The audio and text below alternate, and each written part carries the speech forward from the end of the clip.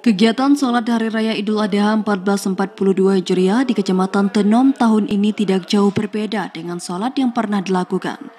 Namun tahun ini pemerintah menghimbau pelaksanaan sholat harus mematuhi protokol kesehatan untuk mencegah penularan COVID-19. Di Masjid Ibu Kota Kecamatan Tenom, ratusan warga dari berbagai desa memenuhi masjid. Sebelum sholat dilaksanakan, pihak pengurus masjid juga meminta jemaah untuk mematuhi protokol kesehatan, salah satunya mengajak memakai masker.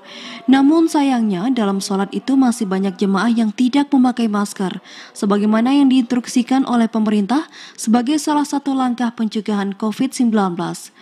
Camat Tenom, Teku Nazarudin mengatakan, pihaknya telah menganjurkan kepada desa-desa agar bisa melakukan sholat Idul Adha dengan tetap mematuhi protokol kesehatan seperti menyediakan masker, mengecek suhu tubuh jamaah, dan menyediakan tempat cuci tangan di tempat sholat berlangsung, baik di masjid maupun di lapangan terbuka.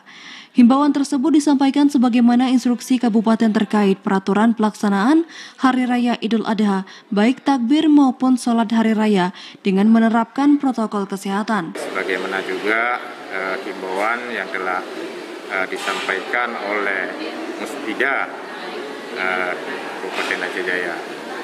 Ini kita tadi juga telah melihat bahwa pelaksanaan kegiatan sholat Idul Adha di Kecamatan Tenom mengikuti protokol kesehatan.